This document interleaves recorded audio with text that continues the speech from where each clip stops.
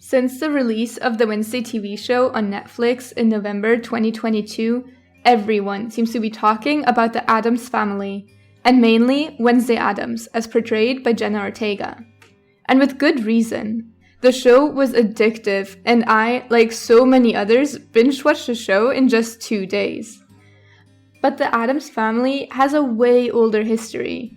One that many don't know about, and what they do know, they have seen in short videos on TikTok or Instagram comparing the new show to the original one.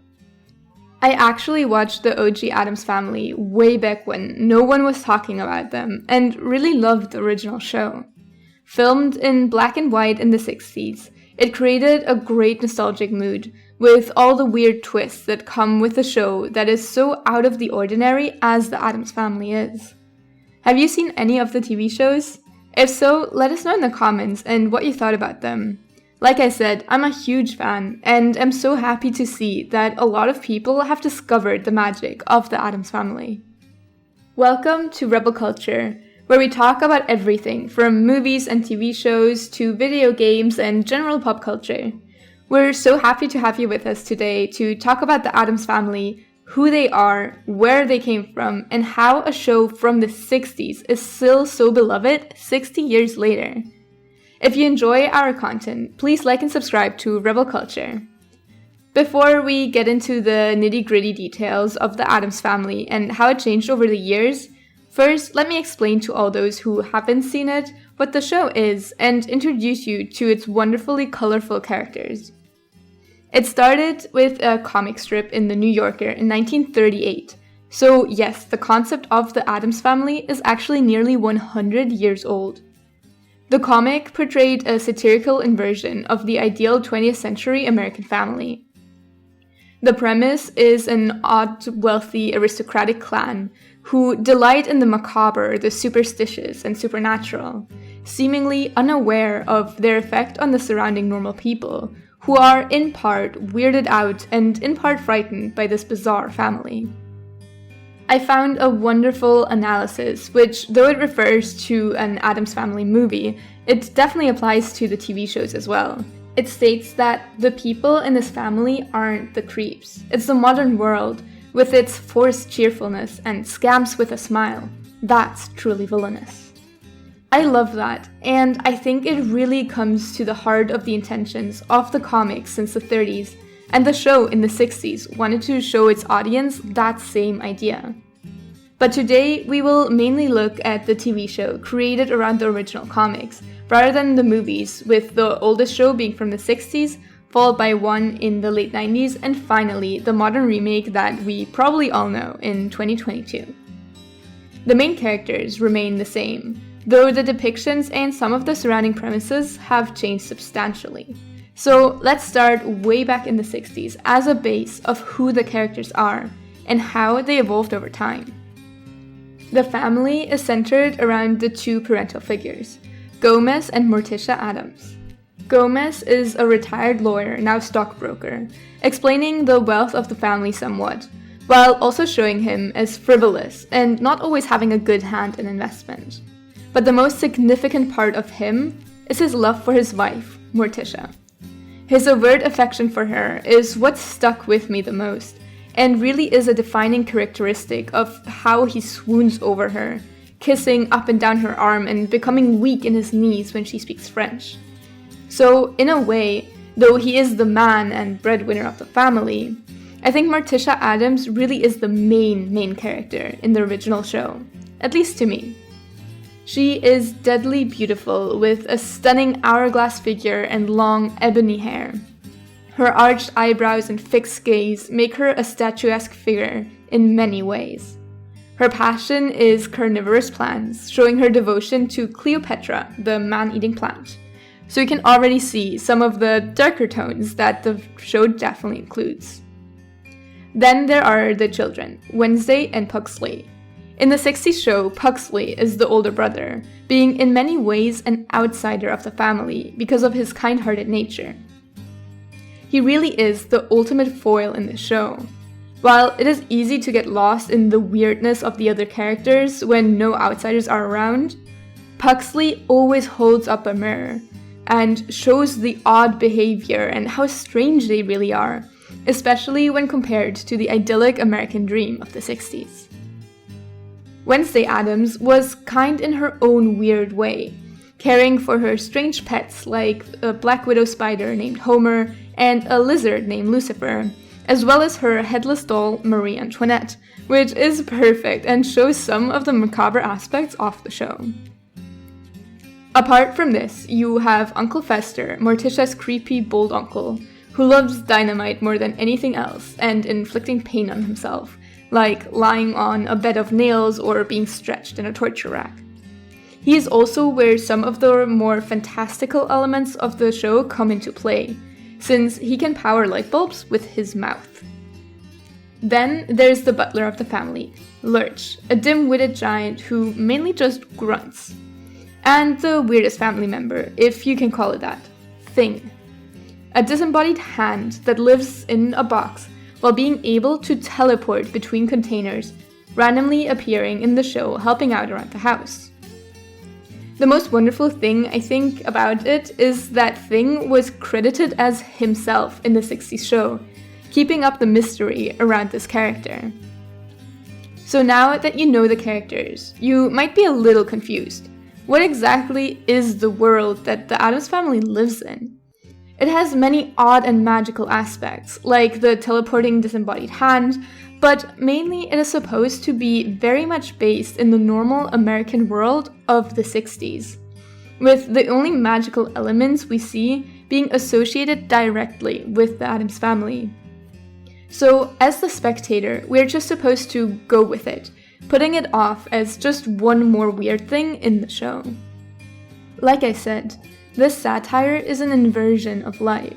So pain is joy. The loving mother is also the most detached character.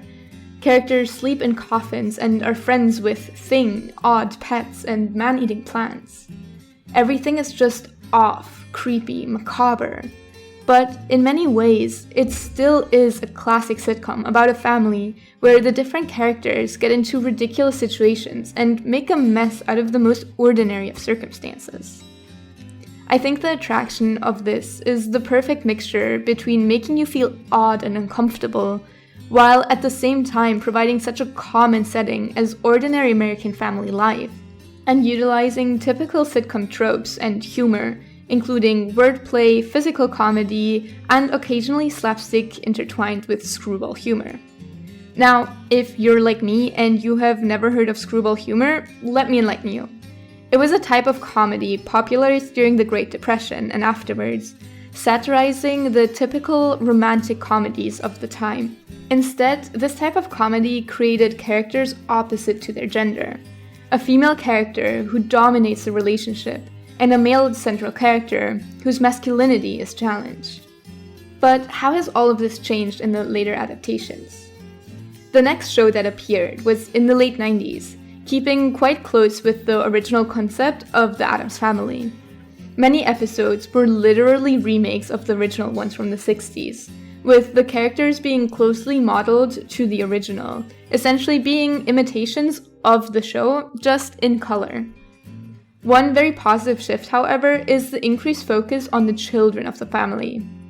In the original, they were often sidelined, not having many personality traits themselves. In the remake, they got a lot more screen time, which makes a lot of sense since a large part of the audience were teens and families. And I think that exactly is part of the reason why the 2022 version is no longer about the Addams family, but about Wednesday Addams. This show took a lot more liberties, essentially only borrowing the characters and core concept of them being weirdos, while reimagining most other parts, with Wednesday being sent off to attend Nevermore Academy and solving a murder riddle in the process. And while I really love the Wednesday Addams show, a part of my heart bleeds for the original Addams family, because that is how I got to know them and fell in love with them. And I do think Morticia Addams fulfilled her role as main character incredibly well. So it is kind of sad to see her so sidelined in this new version.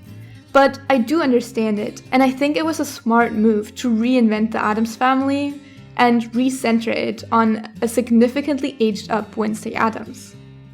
So let's see all the things that have changed. Firstly, Wednesday is now the older sibling, saving her little brother Pugsley from being bullied by the water polo team in the first episode.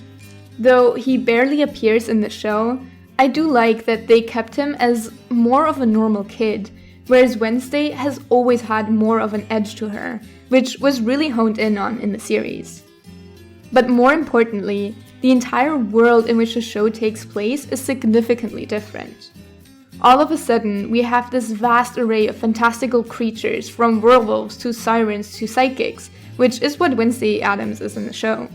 So, more than them just being an odd family, they are literally different, as well as is their entire world, which is something that wasn't the case in the earlier versions of the show. This undermines the fact that the original comic and TV show aimed at creating a satirical depiction where the Addams family shows the oddities of typical American families while being oddities themselves. This is no longer the case in the Wednesday Addams show. While being very entertaining and very well executed, it doesn't have so much to say about our society anymore as did the earlier show. While the rivalry between normies and weirdos is shown in the show, it is a classical us versus them conflict, where the characters realize they are not so different from each other after all. Normies can be just as cruel and scary as weirdos, as is shown in the episode where the dance of the Nevermore Academy is interrupted by Lucas triggering the sprinkler system, spraying out red paint. Whereas weirdos can be just as loving and caring as regular people, or even more so, as best portrayed by Wednesday's colorful and highly emotional best friend Enid, being a strong contrast to Wednesday. There are a lot of really great things about the new Netflix show. Like I said in the beginning, I did really enjoy it, and small things like the old Wednesday Addams now being the bad guy in the new show is really lovely. But if you really want to know what the Addams Family is all about, I do think you need to watch the original, as the Wednesday show simply departed too much from the original concept. Despite that, I am happy that the show was taken in an entirely different direction, and that it gave the center stage to Wednesday Addams, a character that was so underrated in the original. What do you think?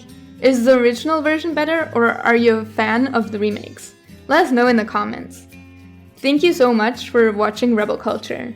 I hope you enjoyed the video, and maybe I got you interested in watching the original Addams Family show. I really do hope so. Don't forget to like and subscribe, and I'll see you soon.